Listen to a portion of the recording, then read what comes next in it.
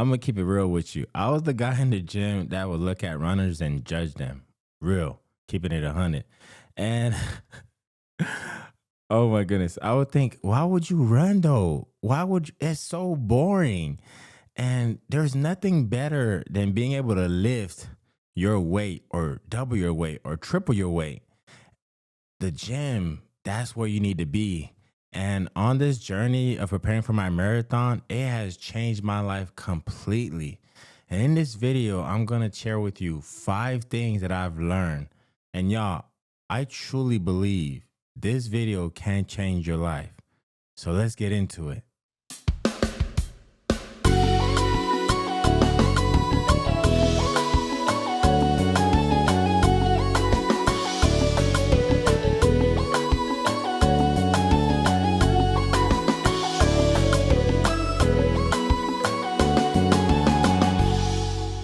Welcome to the Becoming. My name is Dr. Curvins Clement, and on this channel, we help people become the person that they've always wanted to be and struggle to become.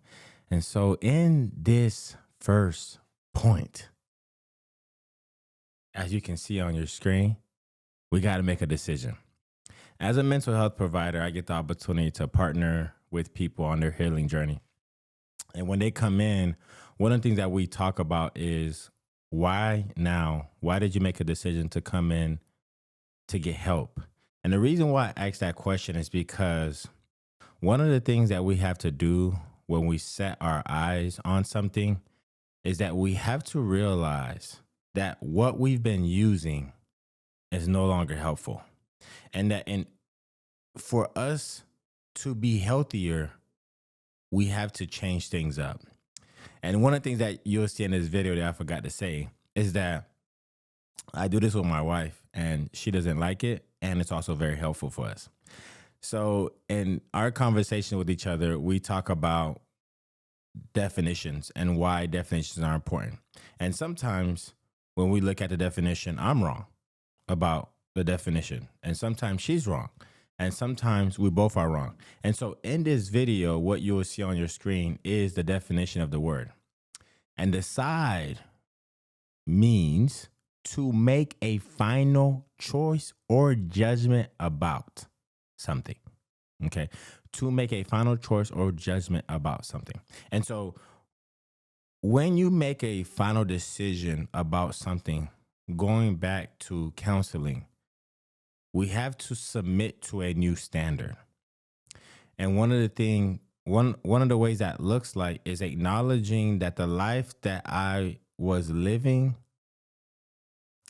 AKA, has become unmanageable in relation to my 12-step individuals or my people in recovery, that I have to look at the life that I'm living, and the way that I've lived has to submit to this decision of running a marathon.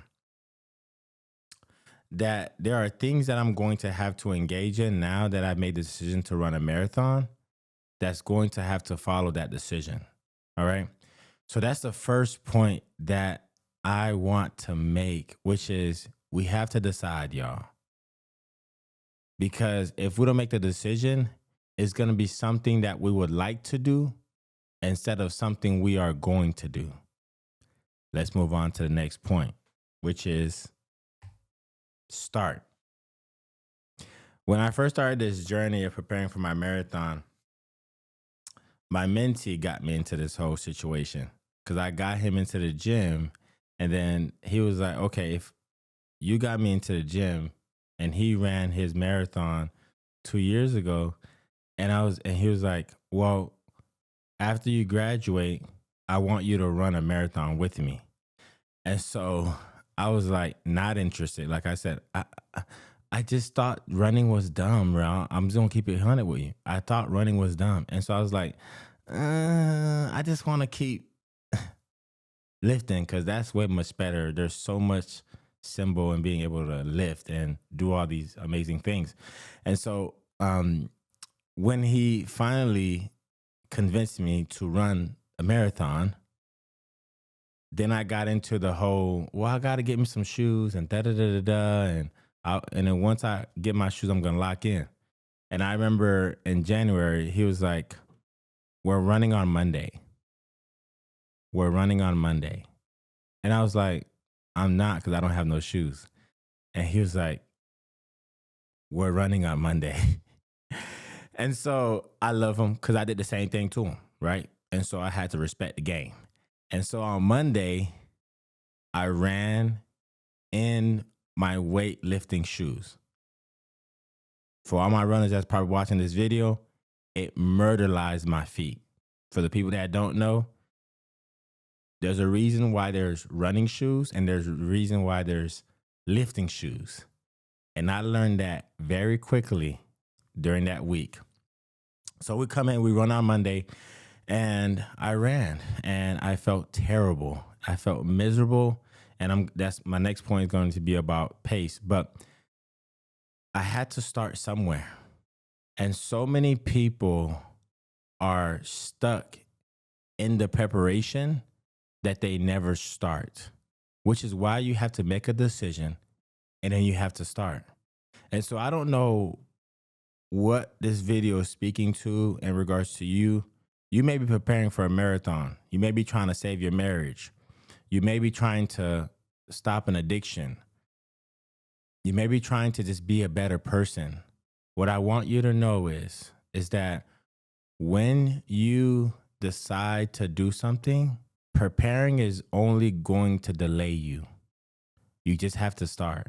And the analogy that I always will keep with me for the rest of my life is just put on the just put on the gym shoes, Curvins. Just put on the gym shoes. And that's so symbolic for me because I didn't have to wait until I got my running shoes. I just had to start. And I started that day on Monday in January.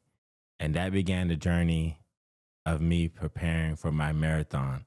And so let's move on to the third point, which is pace. So let's talk about that Monday, y'all. Let's talk about that Monday. So on that Monday, I remember running. Josemar was there, Malik was there, my little brother, aka my mentee, and they were talking. And as they were talking, I was trying to keep up with them. I quickly learned, slow your behind down because you're about to die. You're about to have a heart attack. Because although they were talking, they were running at a slower pace, but the pace that they were running was faster than Curvins had business running in. I had no business running that pace because they were at a different bracket than me. They've been running a lot longer than me.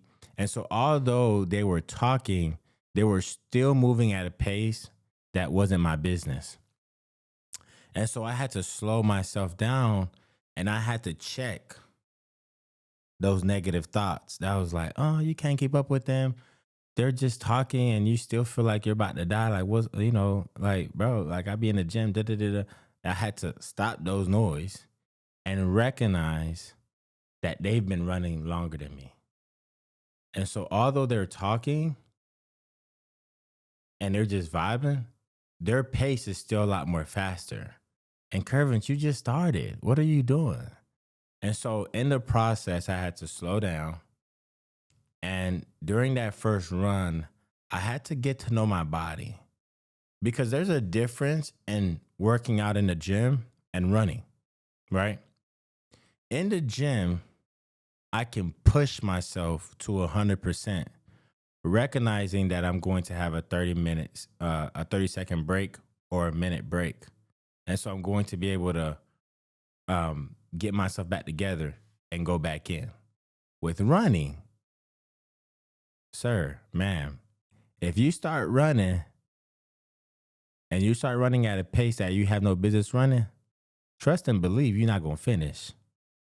And so, in the process, I was like, Curvins, let's just get to know your body in this different environment.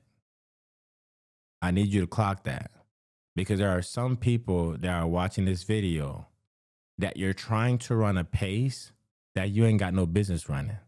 For example, when you're watching this video,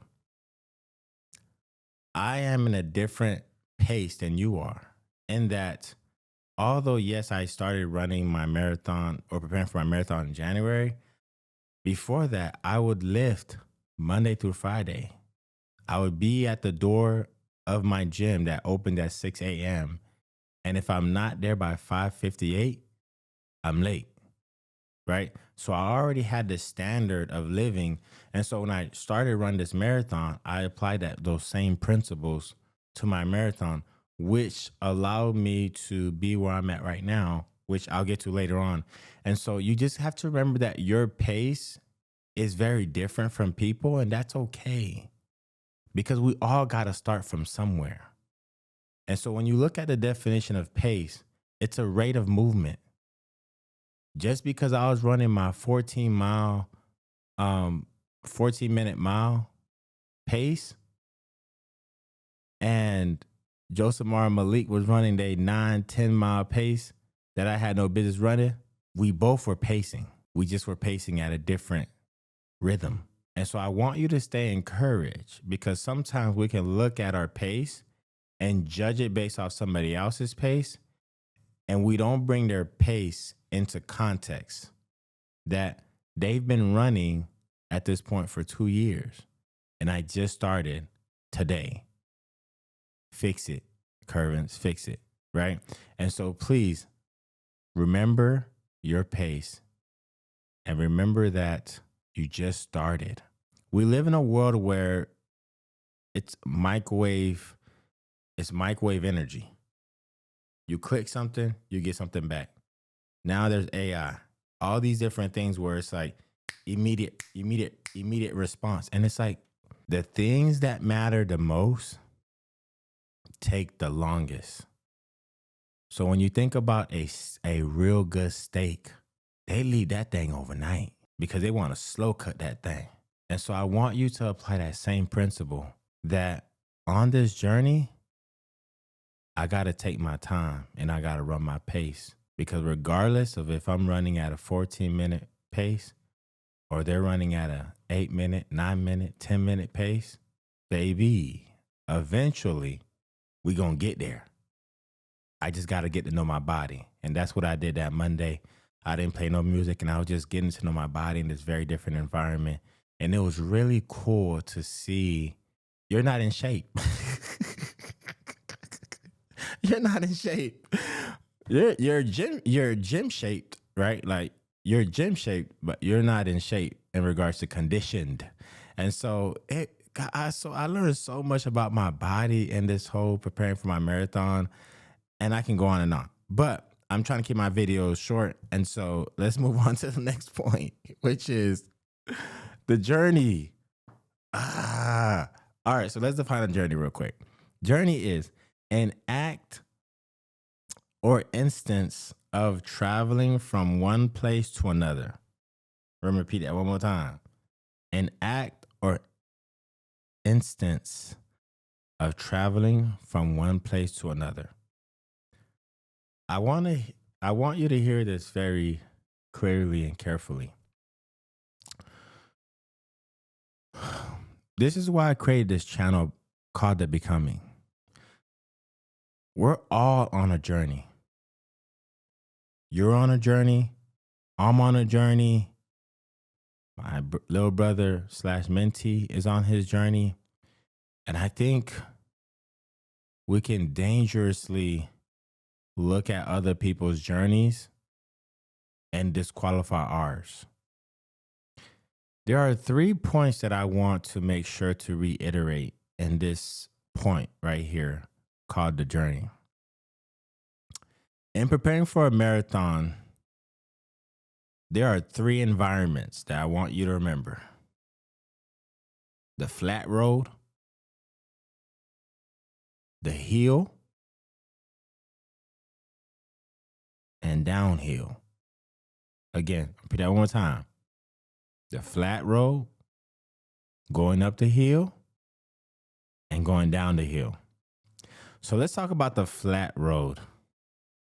The flat road for me preparing for this marathon is where I learned so much about who I am as a runner. I learned when my heart rate was going up. I learned my pace. Okay, this is where I really feel good at. This is where what they call the endurance, the endurance segment where you can run for a long time, but you just got to stay within this pace, right? And I learned how to regulate my heart rate when I after I go up a hill and I hit flat ground and I'm running. I learned how to slow down and breathe while I'm still running. There's so much that you can learn from being on a flat road. The most dangerous thing about this season in life is that sometimes it gets boring. It gets real boring because in this season, you start to get distracted. You start to question yourself. Am I really making the progress? Am I really seeing the progress that I want to? And in this season, you can dangerously start comparing yourself to the people around you. The biggest point that I want you to remember in this season of life where you're running on a flat road is get to know who you are. In this season, I learned so much about about who I was in regards to being a runner. And the reason why this season, aka running on a flat road, was so important was because the hill was coming. Now, let me talk to you about this dang hill, though. Let me tell you, running this hill is miserable. And if you're a runner, you know what I mean. That hill will have you rethinking your whole life. Like, why am I here? Why did I do this to myself? I want to go back home. Matter of fact, I want to stop now. I don't even want to run up this hill. I want to stop. And in this hill, going up this hill, your character is developed. Because when your body is questioning your mental, you begin to realize that your mind is so much stronger than what you think it is. This running up hills, I'm not going to lie to you, they were miserable. They were miserable. I intentionally created my route to run hills. I intentionally did that because I knew if I continue to run up hills, running on a flat ground is only going to be a lot more easier because I'm going to learn about my body. I'm going to really train my body to embrace hard a lot more quicker. And a lot of people in life quit when they're going up the hill because the hill makes you question everything. And going up the hill, it is so much easier to quit because everything in your body hurts. And so you may be wondering, Curvins, how can I apply this particular part in regards to going up the hill in my life? Going up the hill is when you're working on your marriage and you're not getting nothing from your wife or your husband. Going up the hill, you wake up in the morning to go to the gym or wake up in the morning to go run, and every part of you is like, what in the world are you doing? Take your behind back to sleep. That's the hill. The hill is when everything in life just feels heavy and everything that could possibly go wrong is going wrong. That's what the hill symbolizes. And for me, I learned so much about curvents going up them hills. And I'm telling you, those hills will change how your brain operates tremendously. And now for going down the hill.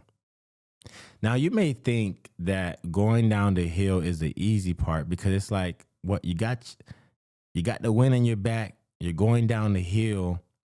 And so everything is great. Everything is rolling. You're finally getting a groove of things and you're catching your wave. Here's the danger of running downhill.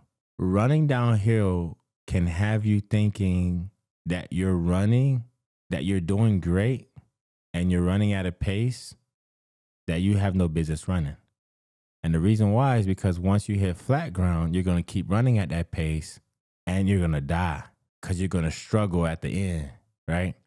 And so I hope this video don't get censored, but it's okay. It's whatever. So when you're going down the hill, you start to realize this is where wisdom starts to take place. This is where control starts to take place. You realize, although I can run down this hill, I got to control myself because at some point I'm going to hit flat ground. And if I don't control my energy and control my pace, I'm going to burn myself out before I get to the end. And so in this going down the hill, the principle that I want you to get from there is you can do it. You conquered the hill. Now you're coming off on the other side of it. And I want you to say to yourself, I'm proud of me. I did it. Now I just got to take a deep breath, recollect my thoughts, my emotions. Because again, going up the hills, those things tear you up. And so going on the hill, taking deep breaths, getting yourself back together and remembering this is my pace. And I got to make sure that I'm running at a pace that's congruent for myself. And so that is the three things that I want you to know in regards to this journey, is that in this journey of life, there are going to be seasons where you're running on that flat road and you're just going, right? And in that process, I want you to just get to know yourself, explore who you are, explore how you're showing up, and just get to know you. Because remember, there's a hill coming. And everything is going to be questioned when you hit that hill and you want to be grounded.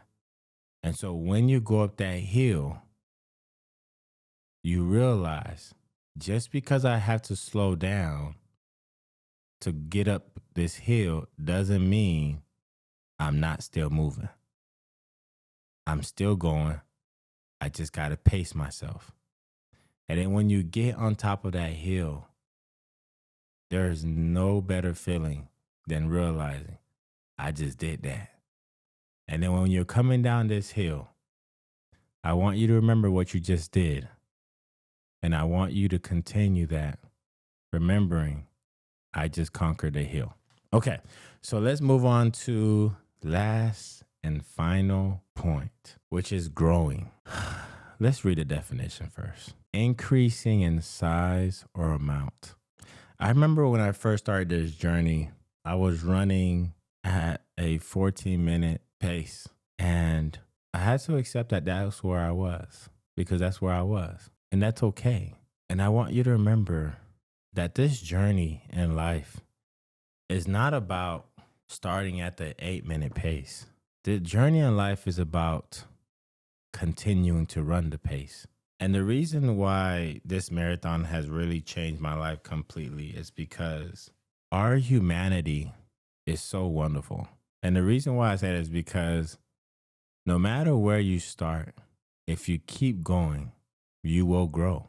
There's no ifs, buts about it. And so I'm using that same principle that I learned in my marathon in this YouTube channel. I know that at some point, Currents is going to run that 10-minute pace. I don't know how long it's going to take. I don't know when it's going to happen. What I do know from preparing for this marathon, and shout out, my marathon is on May 31st, which is this upcoming Sunday. And so it's super exciting. I'm going to record it and I'll post it on this channel so you can see it. At some point, you are going to run your 10-minute pace. And what I want you to remember is that it's not going to happen tomorrow. It's not going to happen next week.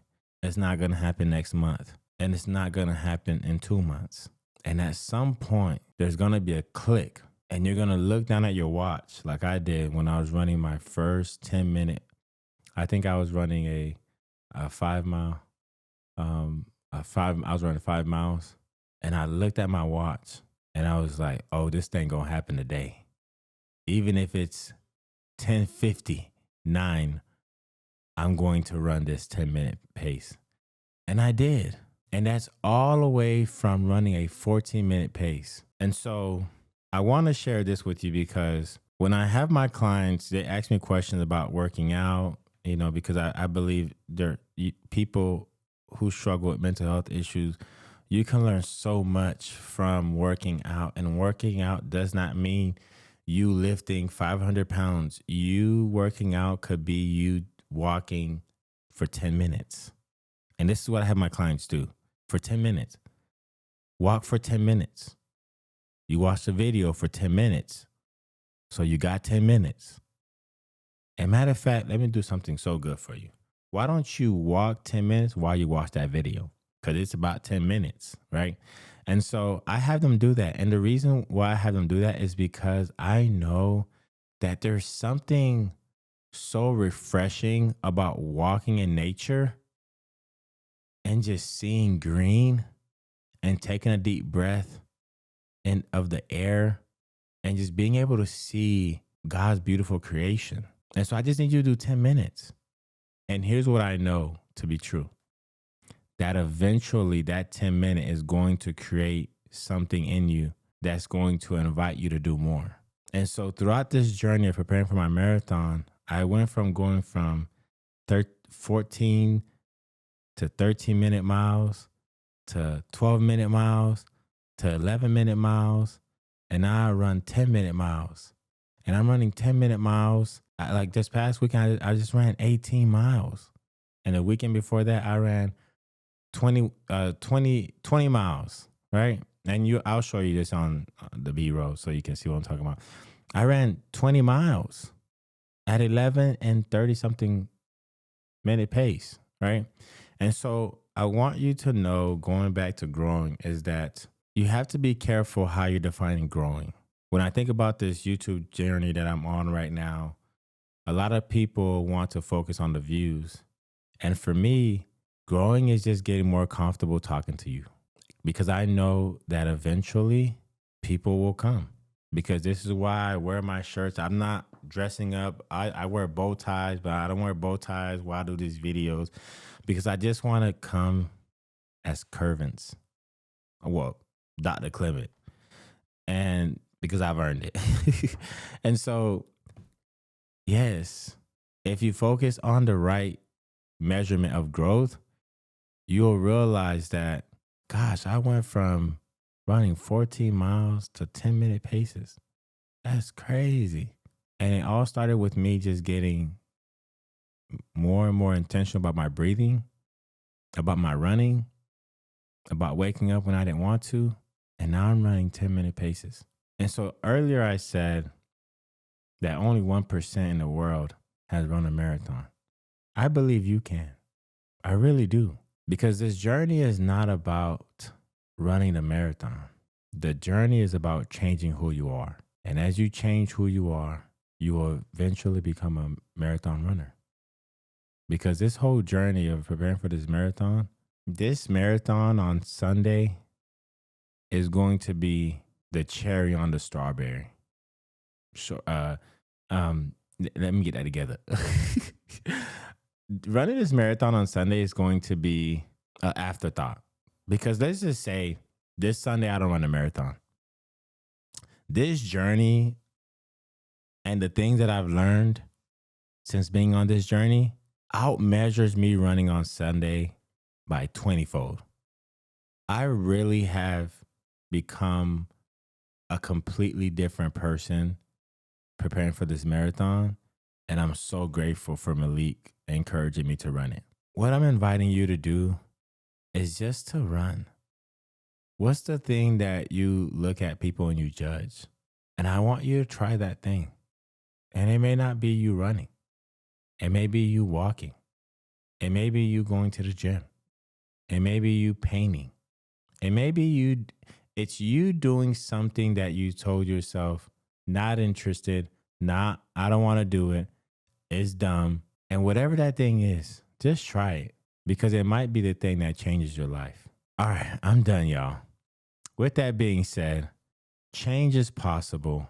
Thank you for listening. Oh, yes. And I always forget my videos. Please like, subscribe. And if you got anything from this video, drop it in the comment because I want to hear from you. All right, now I'm done. Take care.